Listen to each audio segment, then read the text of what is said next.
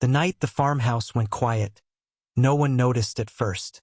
The wind still dragged itself across the fields, the barn doors still creaked like tired bones, and the land kept breathing as it always had. But inside that house something essential fractured. Meredith Bernard, the woman everyone believed was steady, grounded, unbreakable, had reached a moment where survival itself became uncertain. Behind the photographs of sunlit mornings and hand-stitched normalcy was a life slowly collapsing under invisible weight. Expectations hardened into cages. Silence became a language of pain. Love blurred into duty and duty into erasure. This is not the story people thought they knew. It is not about a farm wife's quiet resilience or rustic simplicity. It is about what happens when devotion costs identity, when strength becomes a performance, and when a woman disappears while standing in plain sight. What really happened to Meredith Bernard, and why did no one see it coming until it was almost too late? The sirens arrived first, slicing through the rural darkness with a sound that did not belong there. Their wail stretched across open fields and empty roads, echoing against barns that had only ever known the low hum of insects and the steady creak of wood settling into age. The land had witnessed storms, droughts, births, and funerals, but never this. Never urgency. Never fear moving so fast. By morning, Meredith Bernard's name moved quietly from mouth to mouth, carried in lowered voices at kitchen tables and doorways. The words were careful, uncertain, as though speaking them too loudly might fracture something further. To the outside world, Meredith had been the definition of steadiness. A woman anchored to the land. Dependable, tireless, the kind of presence people leaned on without ever asking how much weight she was carrying. Inside the farmhouse, the lights still burned, illuminating rooms that looked unchanged. A mug left cooling on the counter. Boots by the door. Ordinary details frozen in place, as if the house itself had not yet caught up to what had happened. But the walls held a different truth. They had listened for years. They had absorbed every unspoken worry, every midnight stare at the ceiling, every breath held just a second too long before morning routines began again. In the hours leading up to that night, Meredith's inner world had tightened like a knot pulled too far. Her days had been built on repetition. Chores, schedules, responsibilities that never paused long enough for reflection. Outwardly, she moved with practiced calm. Inwardly, anxiety pressed constantly at her ribs. A quiet panic she learned to manage by pretending it wasn't there. Fear became something to swallow. Doubt became something to outrun with productivity. The farmhouse, once a place of refuge, had slowly transformed into a psychological maze. Each room carried the weight of compromise. The kitchen where meals were prepared without complaint. The bedroom where exhaustion replaced intimacy. The windows that framed endless land but offered no escape. Meredith moved through these spaces feeling both essential and invisible.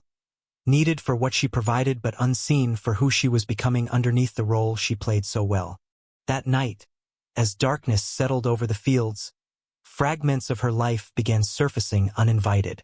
Moments she had buried for the sake of keeping everything together. Choices made out of love that had quietly demanded too much in return. Sacrifices praised as strength while slowly erasing the parts of her that needed care. The silence she had relied on for survival grew unbearable, pressing in until it drowned out her own voice entirely. Her thoughts circled the same questions with merciless persistence. How long could she keep carrying what no one else could see? When did endurance stop being admirable and start becoming dangerous? She understood, with a clarity that terrified her, that stability could coexist with despair, and that no one had ever been looking closely enough to notice the difference. As emergency lights washed over the farmhouse, casting red and blue shadows across familiar walls, the image of Meredith Bernard fractured. What remained was not a mystery woman, but a reckoning with everything that had gone unnoticed. The night left behind a single, unresolved question, one that refused easy answers and refused to be ignored. Was this a sudden breaking point, or the inevitable result of years of suffering that had learned how to hide in plain sight? Long before Meredith Bernard learned how to hold a household together, she learned how to endure. Her childhood unfolded in a world where strength was not celebrated with warmth but expected as a matter of survival. The land shaped everything: workdays measured by daylight, emotions secondary to responsibility, and silence treated as discipline rather than absence. From an early age, Meredith absorbed the lesson that being needed mattered more than being understood. Her home was not unkind, but it was demanding. Love existed, though it often arrived disguised as instruction or expectation. Praise came when tasks were completed, when problems were handled quietly, when she proved she could be relied upon without complaint. Vulnerability had no clear place to land. When sadness surfaced, it was met with practicality. When fear appeared, it was redirected into action. Meredith learned quickly that feelings were something to manage privately, preferably by not having them at all. As a child, she was observant, watching adults carefully, learning how moods shifted rooms, how tension could be predicted and avoided. She became skilled at adjusting herself to keep the peace. Her sensitivity, once natural and open, slowly folded inward. Each time she chose silence over expression, something essential hardened into habit. Strength became synonymous with self-denial. The land around her mirrored that internal conditioning. It was beautiful but unforgiving. Seasons did not pause for exhaustion. Mistakes carried consequences. Meredith grew up believing that resilience meant pushing through discomfort without acknowledgement. By adolescence, she was praised for maturity, for being easy, for never causing trouble. Inside, a quieter truth formed, the fear that needing too much would make her expendable. Moments of joy existed, but they were brief and often tethered to accomplishment. Rest felt undeserved. Stillness felt dangerous. Meredith's sense of worth became tightly bound to usefulness, a pattern that would follow her long after childhood ended. She dreamed, occasionally, of something unnamed: space, ease, the freedom to exist without proving anything, but those thoughts were quickly dismissed as impractical. Psychologically, the groundwork was already laid. The child who learned to endure without asking questions grew into a young woman who mistook emotional restraint for maturity. She believed love was demonstrated through sacrifice and that discomfort was simply part of belonging. Even as opportunities appeared, paths that might have led elsewhere, she gravitated toward familiarity, toward roles where her value was clear, measurable, and quietly consuming. As Meredith stepped into adulthood, she carried these lessons like invisible inheritance. She believed she was leaving hardship behind, moving toward stability, toward something she could build and protect. What she did not yet understand was how deeply those early roots had shaped her sense of self, and how easily they would guide her back into a life that required the same silence, the same endurance under a different name. The chapter closes as Meredith looks ahead, hopeful and unaware, standing on the edge of a future that feels chosen, never realizing how closely it resembles the past she thought she had outgrown. Marriage arrived in Meredith Bernard's life not as a dramatic turning point, but as a quiet promise. Felt steady, practical, reassuring. Everything she had been taught to value. The farm came with it, a stretch of land that seemed to offer purpose and belonging in equal measure. In the early days, there was hope woven into routine. Mornings began with shared plans. Evenings ended with tired satisfaction. From the outside, it looked like a life settling neatly into place. Meredith threw herself into it with familiar devotion. She learned the rhythms of the land, the unspoken expectations, the way success depended on constancy rather than recognition. Her hands were always busy. Her mind was always calculating what needed to be done next. She became the axis around which everything quietly turned. Bills were managed, schedules kept, problems anticipated before they could become visible. People admired her capability, her calm, her reliability. Few noticed how rarely she was still. Slowly, almost imperceptibly, her identity narrowed. Conversations revolved around logistics. Days were measured by productivity. Emotional space grew smaller as responsibilities expanded. Meredith told herself this was adulthood, that love matured into function, that stability required sacrifice. When loneliness surfaced, she treated it like a personal failure rather than a signal. She adjusted, as she always had, believing the feeling would pass if she worked harder. The farm, once symbolic of shared purpose, began to feel isolating. Wide fields stretched endlessly, beautiful and indifferent. Silence settled into the spaces between people, not hostile, but heavy. Meredith's inner world became crowded with unspoken thoughts. She wondered when she had last been asked what she wanted. Not what needed doing, not what made sense, but what she actually wanted. The question frightened her enough that she pushed it away. Pressure accumulated quietly. Financial strain lingered beneath conversations never fully finished. Emotional distance grew, not from cruelty, but from neglect shaped by exhaustion and assumption. Meredith became adept at minimizing herself, convincing herself that her needs were insignificant compared to the demands of keeping everything afloat. In private moments, cracks appeared. Tears shed in bathrooms, breath caught unexpectedly. A tightness in her chest she learned to ignore. Psychologically, the toll was relentless. Her internal voice hardened, measuring her worth against an impossible standard of perfection. Any mistake felt catastrophic. Any pause felt dangerous. She carried the fear that if she stopped holding everything together, something essential would collapse, and that she would be blamed for the damage. Strength, once a shield, began to turn inward, reinforcing silence instead of protection. At the height of what others admired most about her life, Meredith stood alone with a growing sense of emptiness she could no longer name away. She fulfilled every role expected of her, yet felt increasingly disconnected from the person she used to be. The woman reflected in the farmhouse windows felt unfamiliar, capable, composed, and quietly fading.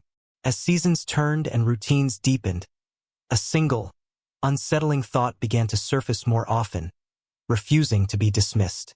If she stopped being useful, if she let go of the role she had built her life around, would there be anything left of her at all? The unraveling did not announce itself with chaos. It arrived quietly, disguised as fatigue. Meredith Bernard began waking already exhausted, her body heavy before the day had even asked anything of her.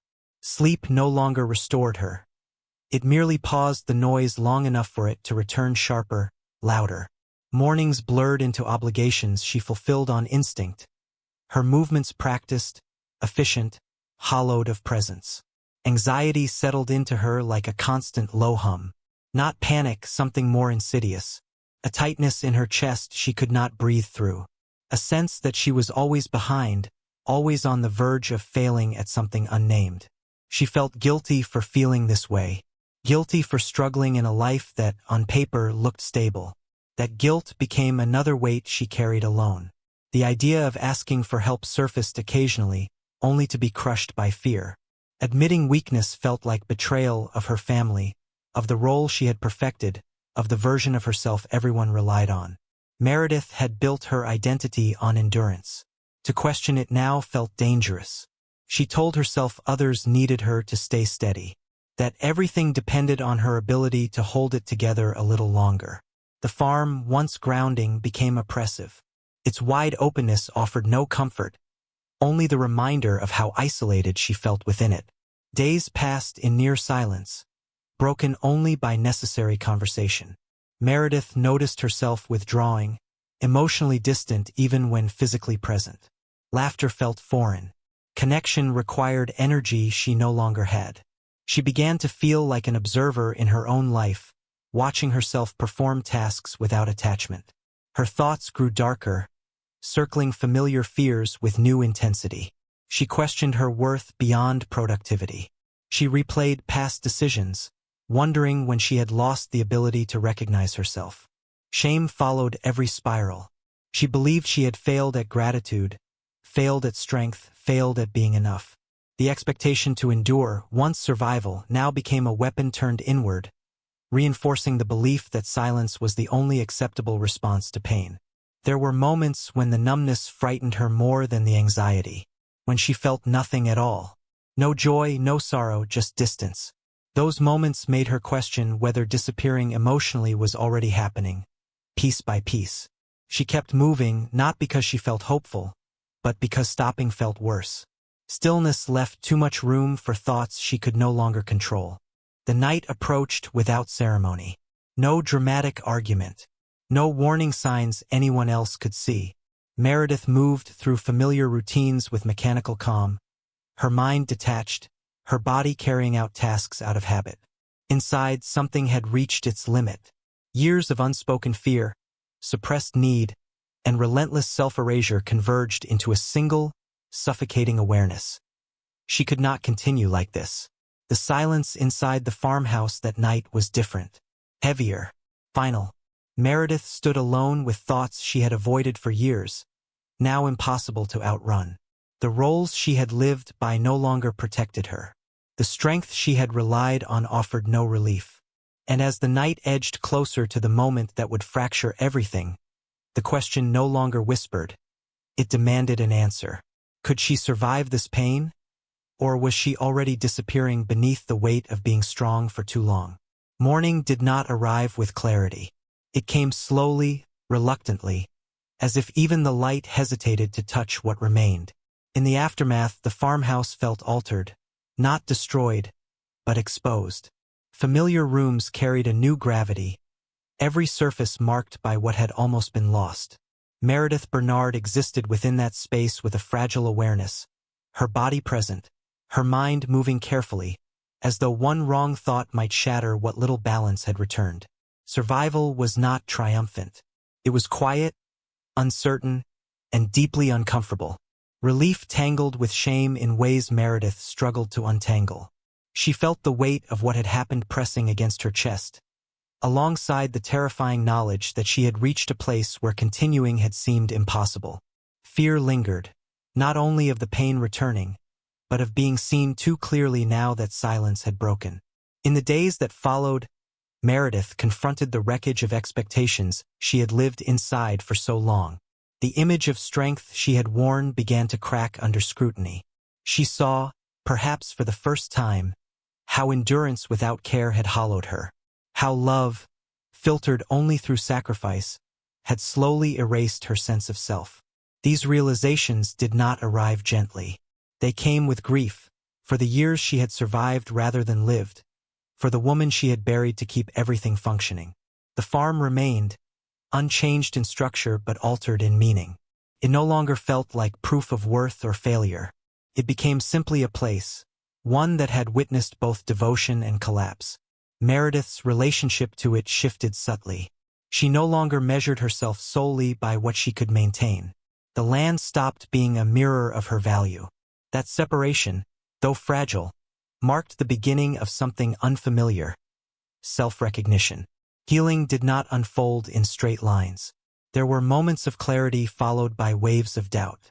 Meredith questioned whether she deserved space, rest, compassion. Old habits resurfaced easily, urging her back into silence. But now awareness lingered. She could no longer unsee the cost of disappearing for the sake of appearing strong. Slowly, purpose began to reform, not as obligation but as intention. Meredith's survival carried meaning she had not yet fully named. Her story, once confined to quiet endurance, now held a different weight. It stood as a warning about the danger of praising resilience without asking what it costs, about how easily suffering hides behind capability. The future remained uncertain. Healing was unfinished. Answers were incomplete. Meredith did not emerge transformed overnight, nor did she reclaim everything she had lost. What she gained instead was the beginning of honesty with herself and with the truth that strength without compassion is not strength at all. As she stood in the stillness of what remained, one final question hovered, unresolved and deeply unsettling. Not just for Meredith, but for anyone watching closely. How many others are still surviving in silence, mistaking endurance for strength? And how close are they to breaking without anyone ever noticing?